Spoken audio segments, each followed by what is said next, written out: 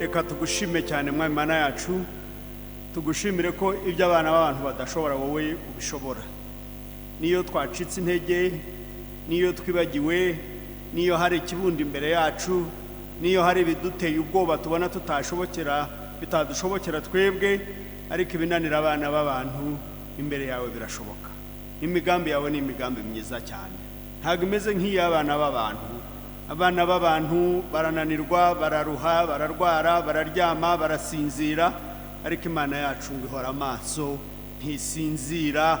Iyo ngiyo yita ku mukumbi wayo ntigisinzira, kandi uyu mugoroba turawuguhaye ngo bane natwe kubwa Kristo umwami wacu. Amen. Hari igice badusomeye mu Kuva igice cya 3, turahera ku murongo wa mbere tugeze ku wa 10. Yenda iyo mirongo yaba miremire cyane, ariko nizere ko abenshi ibi bice bya Bibiliya mubizi, kuko byakoroha cyane kuganira muramutse muzi neza uyu mugani wa Mose. Abanyuze muri Sunday School, uno mugani wa Mose ukuntu yavutse, ukuntu yabayeho, washaka yahera mu gice cya mbere, kuko biragendana n'iyo ndirimbo ngo imigambi yawe ntabwo imeze nk'iy'abana b'abantu. Haleluya! Imigambi y'Imana ku buzima bwawe ntabwo imeze nk'iy'abana b'abantu. Nawe uyu mwana Mose, ndamwita umwana kuko yavutse mu buryo budasanzwe. Hari itegeko ryo kwica abana bose b'uburiza babyagurwaga n'Abisirayeli icyo gihe. Abenshi murabyibuka. Noneho ngo nyina cyangwa se umuryango we ufata icyemezo cyo kumushyira mu kintu cy'urutete, sinzi ukuntu umuntu yacyita. Barangije bamushyira ku nyanja, arareremba, ari akana gatoya, niba yarameze 3 niba arangahe sinibuka. Ariko kuko imigambi y'Imana itameze nk'iy'umuntu, kuko uyu mugoroba ndenda kubabwira ku Imana y'urukundo. Imana y'iki? Y'urukundo. Kubera yuko uyu mwana Imana yari yaramukunze bidasanzwe, areremba ku mazi, umwanya wo kugira ngo amazi yinjire muri ka kantu bari bamushyizeho, ngo aho yareremberaga aho ngaho mu mazi niho umukobwa wa Farawo nawe yari yaje koga. Umukobwa wa Farawo muri ko yari umwami, ngo amubonye bahita bakavanamo ka kana. Aravuga ati uhereye uyu munsi aka kana ndakabyaye. Haleluya!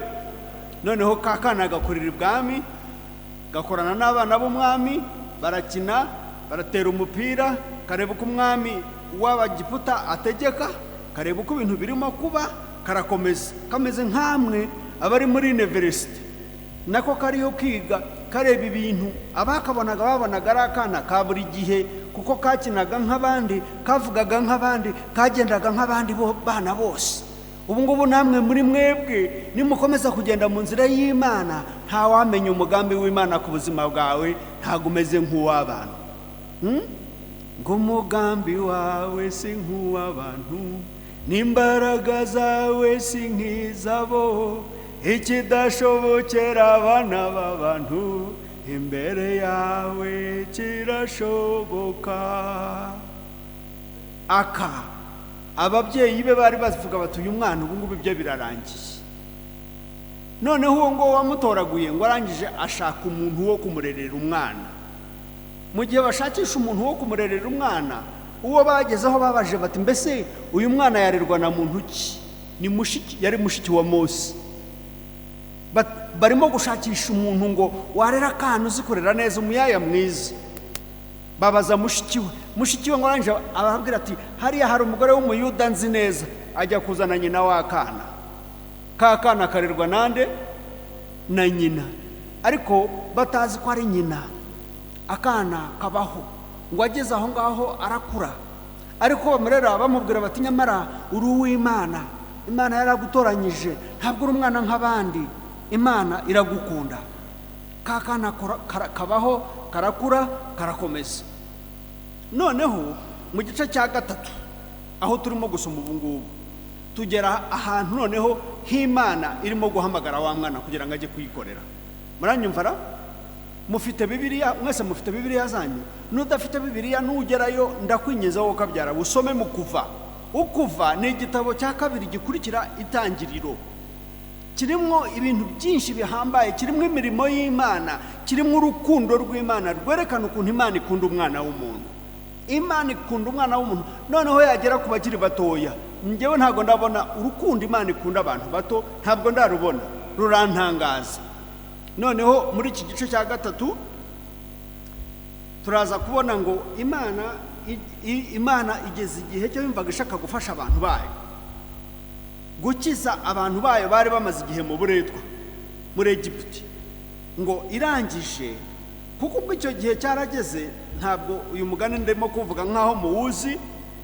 Igihe cyarageze Mose amaze gukura, abonye abanyagiputa barimo gukubita Abisirayeli, ngo arahaguruka ajya kurwanirira umwe. Agiye kumurwanirira, sinzi ngo ukuntu bamukubise wa wundi munyagiputa arapfa, ngo bamutaba mu musenyi. Bamutabye mu musenyi, inkuru iragenda hose, irindi igera no kwa Farawo. Amaze kubimenya arahunga, ahinduka impunzi, ngo ahungira mu Bamidiyani. Aragenda agezeyo abana nabo, aza guhura n'umuryango umwe wamukunze, sebukwe, ngira ngo muramwibuka, witwaga Yesro. Ariko ibice murabizi ibyo mvuga, ndimo kubivuga gutya kugira ngo mbinterese muze kwisomera aha hantu. Sebukwe ngo yitwaga Yetro. Noneho ngo Mose yongeyeyo yahungiye, ageze ku iriba asanga aho yahungiye yageze ahantu, kuko biriya bihugu ni ibihugu by'ubutayu, murabyibuka, ni ibihugu by'ubutayu. Noneho iyo ugenda, cyane cyane iyo ugenda n'amaguru, ugenda ugomba gushakisha ahantu hitwa oasis. Oasis ni ahantu haba hari isoko. Ahantu hari isoko rero mu butayu harangwa n'utwatsi dukeya tw'icyatsi. Iyo tubonye uramenya utaha hantu ncukuyeho haza iki? Haza amazi. Noneho nawe yagiye ashakisha amariba, ngo abonye amariba biragaragara ko yanyweye amazi. Yamara kunywa amazi yararushye nk'impunzi yose, aricara araruhuka. Mu gihe akiri aho ngaho, ngo haza abakobwa 7 baragiye umukumbi wa se Yetiro, baza bashora inka zabo. Bageze hahandi ku mazi, ngo basanga Mose yicaye ku ruhande.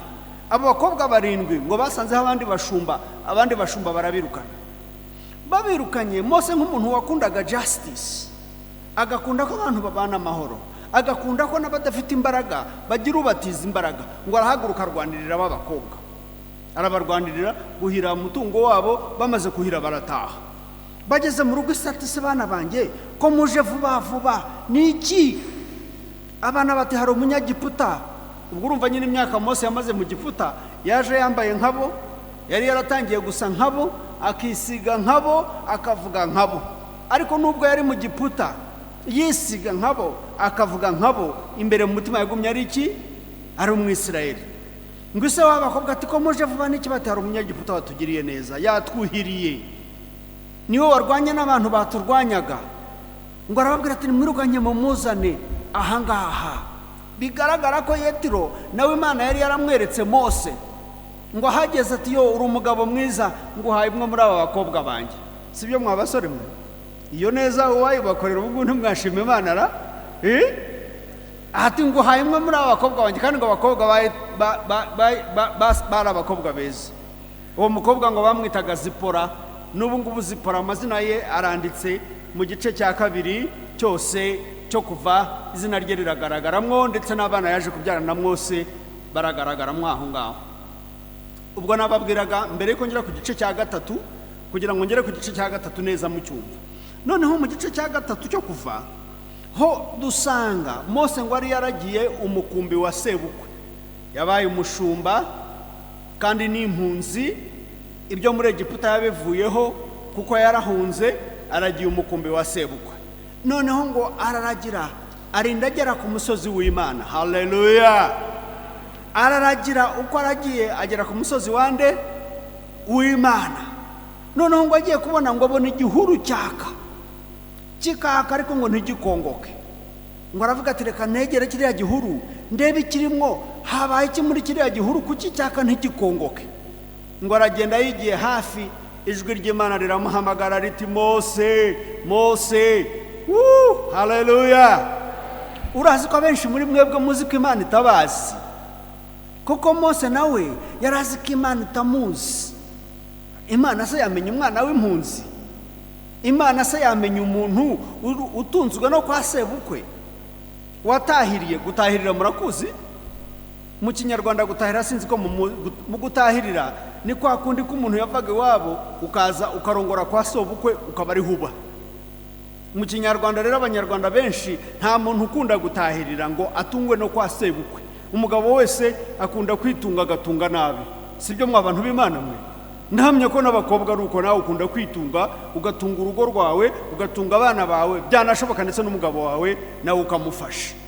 Ahangaha rero Mose mu gice cya 3 yabaga kwa sebukwe, aragira n'udutama two kwa sebukwe. Noneho muri icyo gice ijwi ry'Imana riramuhamagara. Aho niho nshaka ko tureba icyo gice cya 3, ubu nicyo tugezemo. Mwabibonye mukagira Imana? Noneho ubwo uko ngiye mbabwira ibyo ngibyo, reka duhere ku murongo wa 2. Ngo marayika w'Uwiteka amubonekera muri icyo kirimi cy'umuriro kiva hagati mu gihuru cy'amahwa, areba abona icyo gihuru cyakamwo umuriro ntigikongoke. Mose aribwira ati, reka ntambike ndebe ishyano riguye, menye igituma igihuru kidakongoka. Umurongo wa 4, Uwiteka abonye yuko atambikishijwe no kubireba, Imana ihamagara iri hagati muri icyo gihuru iti, Mose, Mose. Aritaba ati, karame. Umurongo wa 5, aramubwira ati, wikwegera hano kandi kwetura inkweto mu birenge byawe, kuko aho uhagaze ho ari ahera. Wa 6 kandi ati, ndi Imana ya so, Imana ya Aburahamu, Imana ya Isaka, Imana ya Yakobo. Mose yifuka mu maso kuko yatinye kureba Uwiteka. Murabyumva mwaka byaramo? Ni umwana wa buri gihe, ni umwana uhunze, ariko ijisho ry'Imana ari muriho. Nk'uko ribariho mwebwe, ushobora kububana n'abandi muri dorotwari se, cyangwa uba mu rugo, cyangwa ahandi hantu, ariko ugerageza gukurikira inzira z'Imana. Ndenda kuguhamiriza ko ukuboko k'Uwiteka kukuriho. Ushobora kuba waje hano no mugoroba, ukaza buhoro buhoro, ukaba waza ukurikiye undi muntu, ariko nenda kukubwira ko ukuboko kw'Imana kukuriho. Kubera ko Mose nawe yaragiye nk'uko yari asanzwe aragira. Ntabwo yari azi yuko Imana imureba, ntabwo yari azi yuko Imana izi izina rye. Benshi muri mwebwe ubu ngubu abo mu ijuru bazi izina ryanyu. Ngo marayika yahagaze muri kino gihuru kiraka. Uko igihuru cyaka, Uwiteka nawe ngo ari hagati, arahamagara ati, Mose, Mose. Niba narinze amazina yanyu ngo namwe mbahamagara uyu mugoroba, kubera yuko abo mu ijuru bazi amazina yanyu. Nanjye abo mu ijuru bazi izina ryanjye. Hashize imyaka myinshi niyandikishije ndi muto kuri mwebwe. Izina ryanjye bararyanditse muri cya gitabo cy'ubugingo, nanjye izina ryanjye ryanditsemo. Umunsi bazahamagara amazina y'abandi, nanjye nzumva iryanjye kandi nzitaba. Nzasangayo na benshi banzi, kubera yuko hari benshi tumaze kumenyana. Hari ba marayika tuziranye, ariko hari n'izindi nshuti twabanye zagiye mu ijuru mbere, nazo nzazisangayo. Turakomeze nimurebe ku wa 7. Ndagira vuba kugira ngo ntaza kubatinza. Uwa 7 niwe nashakaga, kubera yuko nimwibuke ndababwira ko Imana y'iki? Imana y'urukundo. Nimwibuke ngo Imana yacu ni Imana y'iki? Nimubivuga cyane mwuka byara. Imana yacu ni Imana y'iki? Ubimenye kubera guhera uyu munsi ngo Imana yacu ni Imana y'urukundo. Ikunda umuntu, kandi mu bantu ikunda nawe irimo, kandi ntizigere kureka, ntizaguhana, ntizagusiga, ntizigere kureka n'umunsi n'umwe. Kandi Imana yacu ni Imana ikurikirana umuntu, ntimureka ngo abure. Reba uwo murongo wa 7 niwo shaka. Uwiteka aramubwira ati, nukuri mbonye kubabara k'ubwoko bwanjye buri muri Egiputa, numvise gutaka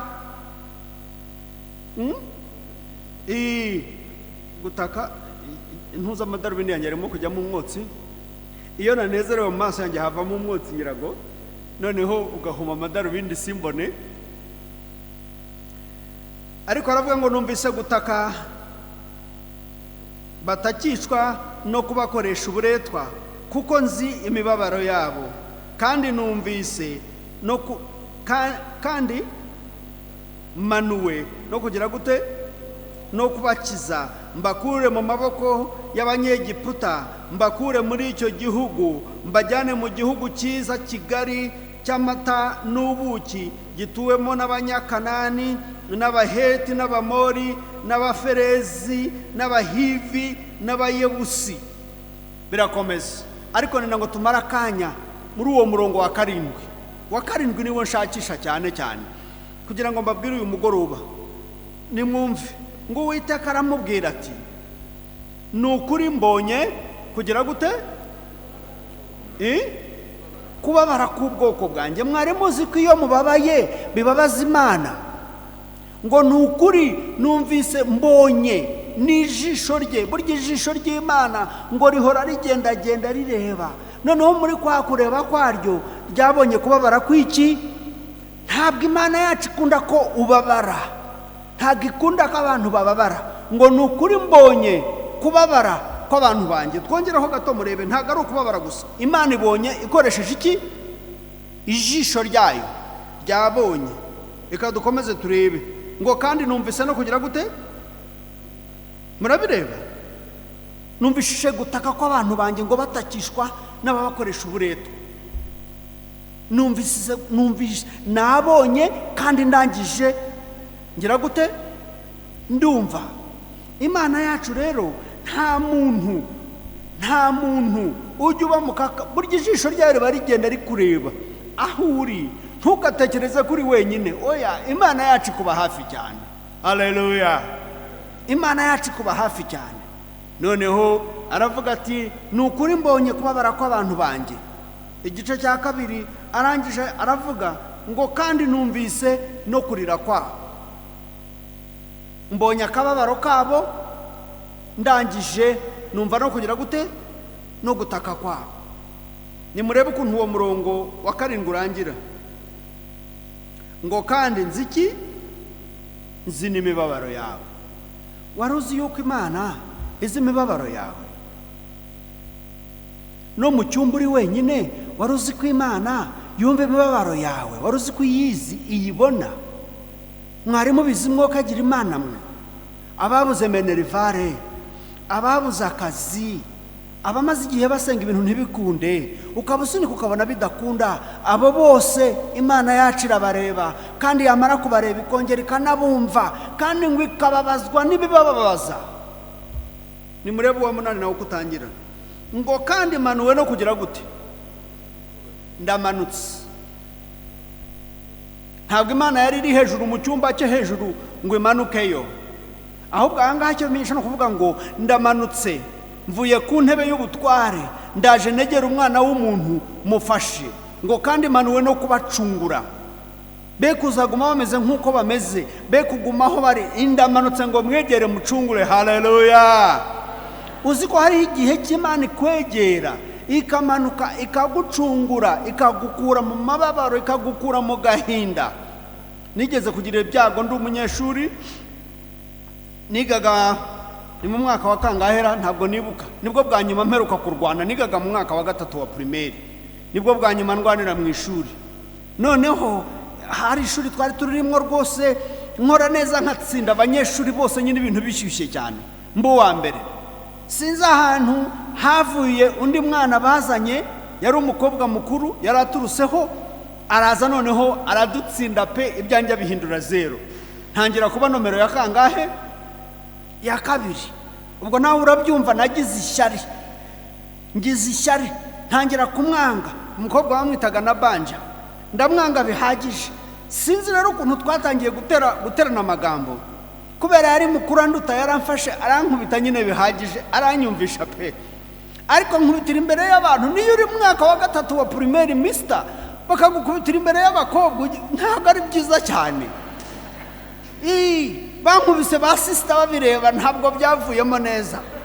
Nagombaga rero kugira ngo nirwaneho nongere garure kakanyabugabo, kubera ko yari umugandekazi, je ndi umunyarwanda, nari nzi kurwanisha inkoni. Ndagenda nzana inkoni, ndeba na Banja ndakubita, ndamukubita agira gutyo, turoko nkadukubita agira gutyo, nkamukubita agira gutyo, nkamukubita. Noneho aranyihorera, isaha ziragera ndabyibagirwa, ndagaruka mu ishuri. Ngarutse none haramfata ankubita noneho bihagije, kandi arongera nkubitira imbere y'abaki harimo abakobwa ntashaka ko babona nkubitwa rwose n'ukuri kandi ndabibuka twari duto turi muri primaire mu mwaka wa gatatu murabyibuka mwese ariko nubwo waba uri mu mwaka wa gatatu ntabwo ukunda kumwara icyo ni ikintu niko Imana yakoze umuntu noneho muri icyo kimwaro kingana gutyo banteye ndagenda mfata ibuye ndamupima mukubita mu mutwe hano ngiye kubona amaraso yuzuye umwana wose akayira ngo gutya ngo amaraso arimo kugenda yavuye mu mutwe hano baranyirukana mu ishuri rero ndi mu mwaka wa gatatu icyo gihe gitandukanye n'iki amashuri yari make bakwirukanaga mu ishuri ntuzapfa ubonye irindi kuko ubwo iwacu hari nk'Irwamagana tukavayo n'amaguru tukaza kwiga nk'aha ngaha kuko nta mashuri yabagaho amashuri yari make cyane baranyirukana mu ishuri ndagenda nyine ubwo ngubwo numva banyirukanye mbonye banyirukanye ndavuga se Mana ndakora iki ariko Imana yari yarangiriye neza narize gusenga no gutakira Uwiteka ryari ishuri ry'Abanyagatulika ndagenda mu kiliziya ninginga Bikira Mariya wokagira Imana we na Yosefu mwamfashije ndataka mwoka byara mwe mwamfashije ndabinginze mwindeka nimwumve mbaho ubuhamya ubwo uwo munsi ndawibuka kuko nanizi ngo ninsubira mu rugo data yari yarambwiye ati ntuzagaruka hano bakwirukanye ku ishuri uzahinduka umushumba ugeragereza inka zanjye ukucyamase uyaterure ugende uyajugunye iriya ubwo ibyawe byose bizaba birangiye kandi nari mfite vision yo kuzaba pastori nkajya nambara amakanzu yacu murayibuka yirabura n'umweru nendaga kugira ngo nambare nka pastori nkarubo mukasa wari uyoboye paruwase y'iwacu ya Kanoni ngiye ko mbona vision igizite iragiye mbona mpindutse umushumba ngiye kuragira inka za data nzajya nkora nk'ukamase nigiye kuba life yanjye ndataka navuga Mana umva gusenga kwanjye Mana ntabara ngiye kumva ijwi rirambwira bwa mbere ndi mu mwaka wa gatatu wa primaire aho ngaho nari ubwo ngubwo nari navuye mu kiliziya kuko bashakaga kunkubitiramo nahunze ndagenda njya hano hari ibiti by'intusi byinshi cyane iruhande rw'umuhanda ijwi rirambwira ngo dore uriya muntu ureba araje agiye iwanyu ihangana umutware kuko iwacu habaga haje umushyitsi w'umunyarwanda twari dutuye hano hataba abanyarwanda data akanezerwa koko mu mwanya wo kugukubita bakagutuma kugura urwagwa nawe ukaza usogongeraho buhoro buhoro noneho umutima umuntu nguriya muntu uje ni umushyitsi mutegereza ubwo yari nk'iyo ngiyo kure igihugu kiriya ntabwo kimeze nk'u Rwanda nta misozi yari hari wahagararaga nkanga ukareba iriya kure mbona agatwe k'umugabo kagenda kaza buhoro buhoro kanyegera wa mugabo araza ngeraho mbona afite inkoni mu ntoki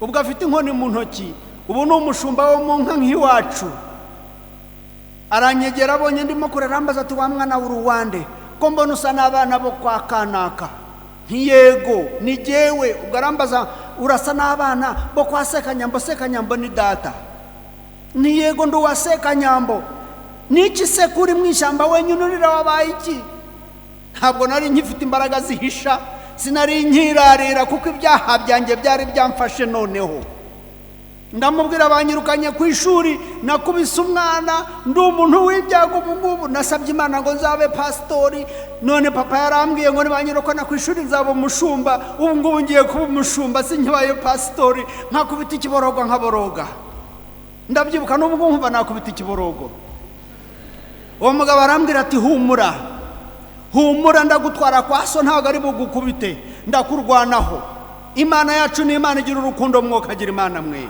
ni Imana nziza ati ndakurwanaho ntabwo numva amagambo meza nk'ayo ngayo ishuri ry'abana magana we bakwirukanye uri mu gishugi abandi bari mu ishuri barimo bariga we bakwirukanye kubera ibyaha ishyari ryagiye rikura buhoro buhoro ishyari rizana umujinya uzana kurwana habamo urugambo none havuyemo gukubita mugenzi wanjye ibuye kubera yuko yatwaye umwanya najyaga njyamo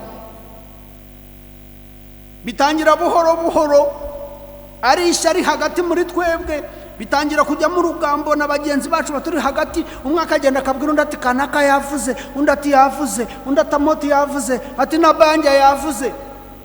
Bivamo kurwana kuvamo gukomeretsanya kuvamo kunyirukana mu ishuri. Ariko Imana igira imbabazi muri uko kunyirukana, ahubwo irampobera, ntiyandeka ngo mbure, irampobera. Mu mwanya wo kugira ngo njye iwacu ku manywa hari mu ishyamba, agomba kunyura mu ishyamba n'inyamaswa zashoboraga kukurya, Imana impa umuntu wo kujyana nawe, kandi agenda ambwira ngo humura ntacyo uri bube. Turagenda dutunguka kuri data mbonye nkubita ikijisho cya kintu kivuga ngo uraba umushumbura beshya. Arambwira ati Amooti niki kuje kuri aya manywa? Ntibanyirukanye papa. Ati ndabizi warwanye nti, ariko niwe wanyendereje. Ati warwanye ikijisho nkabona gikubise gutya, ariko wamushyitsi twuzanye ati by'umwana bireke, naje kugusura seka nyambo navuye mu bice by'ingiyi. Papa ati basi nubwo uri akana kabi, enda genda utugurire urwagwa.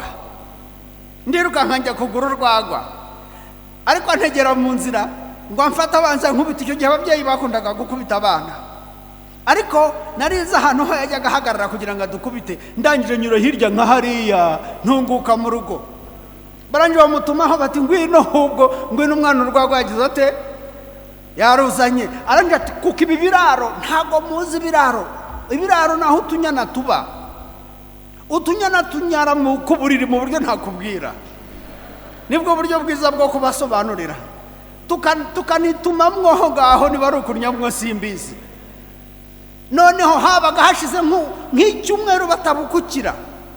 Aravuga ati kuko ibyo biraro byose bine, ariko nk'umunyabyaha icyaha cyanjye cyari kinini cyane, nkakuka vuba, kuko narinzi ngo arabanza aganire n'uriya mugabo, araza kunsanga muri kiriya kiraro ndakubitirwamo tu.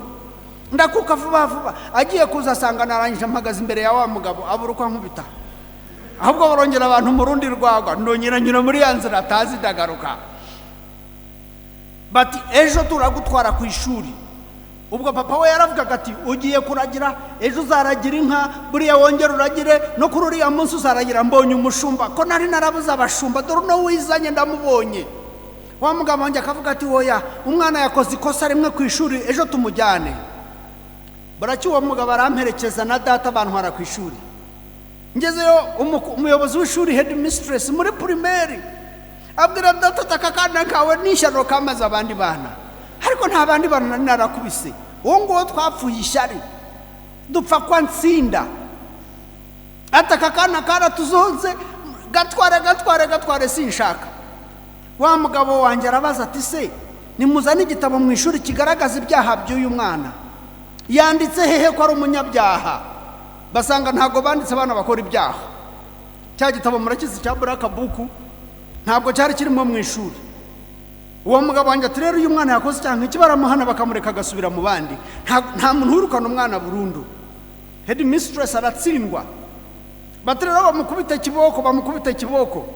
Umukuru w'ishuri atoya nibaho ikiboko uriya we yakubise, nawe mukubita yumve ko gukubitana bibabaza. Wa mumarayika wanjye Imana yampaye ati oya, nta muntu wihanira. Inkoni nibayiha umuyobozi w'ikigo akubita iki? Akubita umwana. Umuyobozi w'ikigo nawe yitera hejuru ati musubiraneyo n'akana kanyu karamarira abana. Bati none hise namukubita ikiboko, bankubita ibiboko binini, ariko iyo uza kuhaba. Ariko ubwo nari nihana icyaha cyo kurwana, nihana kwenderanya, nihana ishyari, nihana gutukana, ndihana imbere y'Imana, imbere ya Bikira Mariya, ndihana niyeza rwose.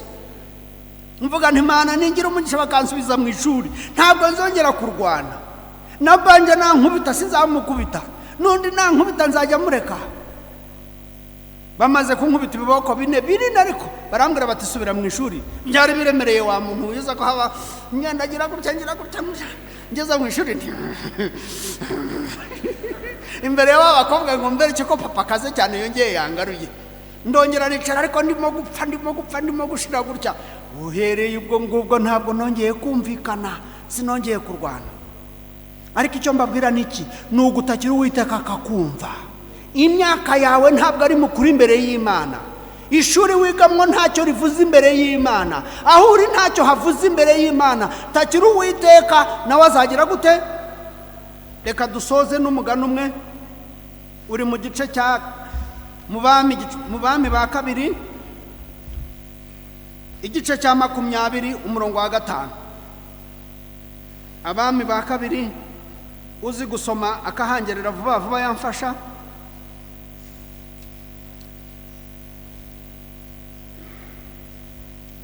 Abami gikurikiranye na Samweli, ariko igitabo cy'abami cya kabiri igice cya 20 turasoma umurongo wa 5 wonyine kugira ngo ne gutinda.